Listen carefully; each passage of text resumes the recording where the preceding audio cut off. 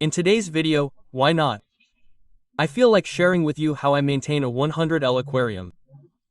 I'm going to tell you everything, including how to fill the water with the autofiller. So let's get started. Come on, let's get started. The first thing to do is remove the lid. I'm recording this in winter, so the aquarium has a homemade lid, which you can watch a video of up here. And well, once it's removed, I'm going to take advantage because I can see that there are snails on the surface. So, right now, I'm simply removing a few snails with my fingers. I'm also removing some plants that are floating around here, for example, these ones here. Okay, look, there are the planorbis, the little leaves and such.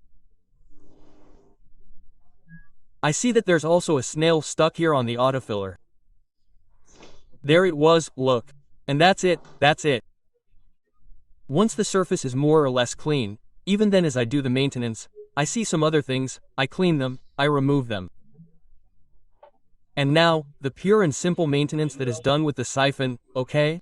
In this case, a medium siphon. I've already left you the link in the description, you can see it. And very simple, how does this siphon work?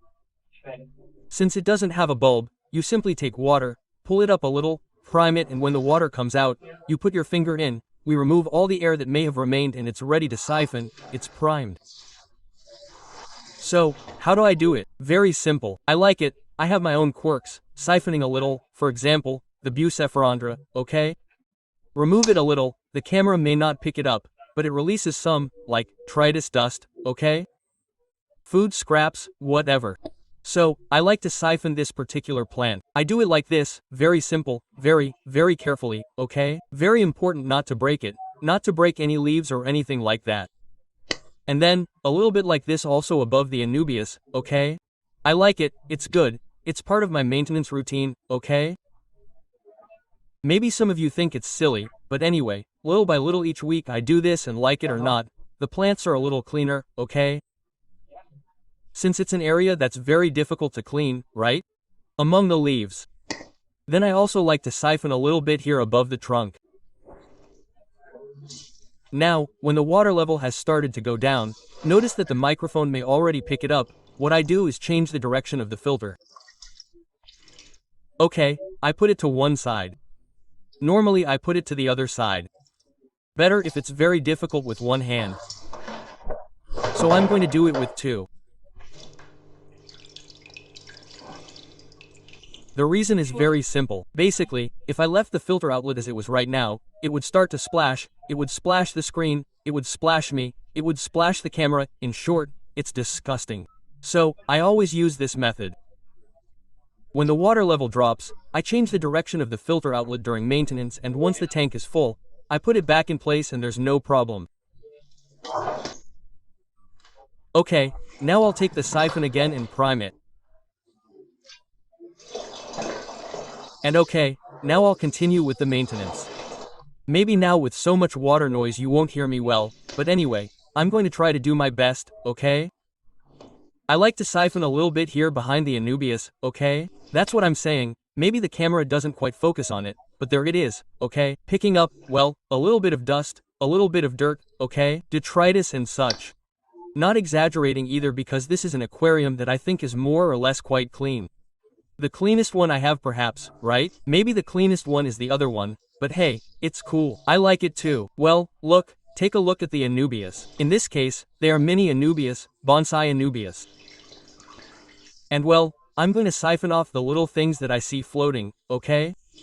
Very carefully, always very carefully so as not to break the plants, so as not to dismantle the assembly in general, okay?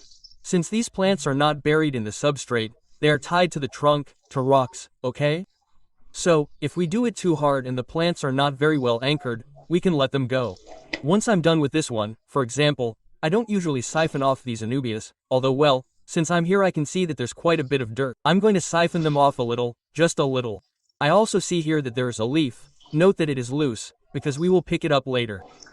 If there are leaves that are a little wilted, I would take the opportunity to prune them now. And if not, well, that's it. Okay, you don't have to leave the aquarium clean, spotless. That's it. Now I'll move on to the substrate. Look, just a little bit above. It is not necessary to nail the siphon all the way down, since for example in this case, Under this gravel I have nutrient substrate, I have aquabasis. If I were to leave the siphon all the way down, so that it sticks into the sand, it would take the aquabasis and in addition to that it would mix the substrates. So since it is also a nutrient substrate, we could also have problems with algae or even possible parameters of other parameters, okay?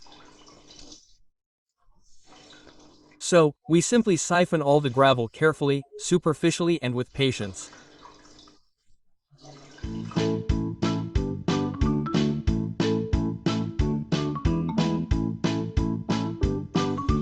At the same time as the siphon, once I've gone through an area, I like to leave the siphon itself as it was, right? A little flat, so that there are no gaps where the siphon was used, and that way we also keep the assembly in good condition. Now that it has removed all the water that I removed to do the water changes, I simply remove the things, the little plants that are floating, possible remains of plants, mostly, and that's it. In the event that something needs pruning, I would take out the scissors and prune. And in the event that something needs to be repositioned or in this case, as we can see here, there are remains of leaves that have gotten stuck between other plants, I simply remove them. Okay? And that's it. For example, I see that there is an excess of Orbis plant. Well, with the tweezers themselves, okay? If I want to have fun, I have free time and I feel like it, I remove them with the tweezers. I don't just stick my hand in and just remove them, okay? No problem. I'm not going to eradicate them 100% either, but I will remove the ones that are too many and bother a little. Right now the windows aren't very dirty, they don't have the typical green speck or whatever you want to call it. Even so, I'm going to wipe them with the card a little. In my case, I use a card, I don't use magnets. Every now and then, when I say, oh, I don't feel like getting my hands wet, I do use magnets, but normally, the best way to do it is with a card. For example, this one here, okay? A plastic card. I just wipe it from top to bottom, okay? Carefully, and I'm going to remove that typical speck that accumulates on the windows. Right now, I'm telling you, there's not much, you can't see the difference, but for example, very carefully, okay? Especially when we get to the bottom. The thing is, now I do it with my right hand and I can't do it properly, but, well, more or less. Okay, you can see it there, okay? When we get to the substrate, we're very, very careful, okay? So as not to pick up gravel and scratch the glass, something like that, for example.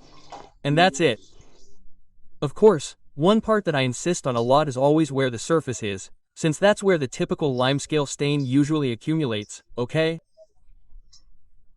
So there, even if I don't have to clean the glass, I always run the card over it a little bit in order to prevent that ugly, disgusting white mark from ending up over time, which is so difficult to remove.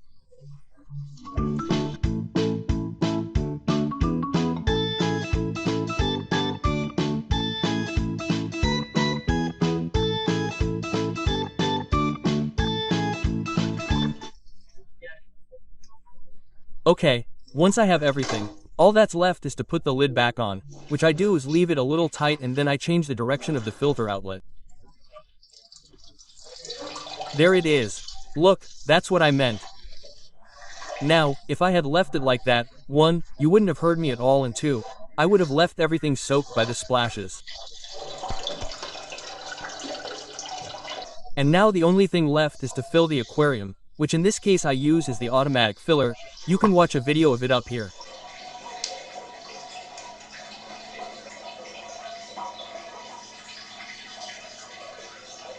Well, now that the tank is full, it no longer makes any noise, we can talk in peace. This is how I maintain this aquarium. The others are more or less similar. If you like this video, let me know in the comments if you want me to record how I maintain the different aquariums. Perhaps the snail tank, since it is smaller, if you are interested in seeing how I do it, or, I don't know, the Bucephalandra tank, so that it looks like this, so green and without algae. I don't know, let me know in the comments. If you also have any advice, any secret, something that you do differently during water changes, during maintenance, then also leave it in the comments, that is always interesting to read.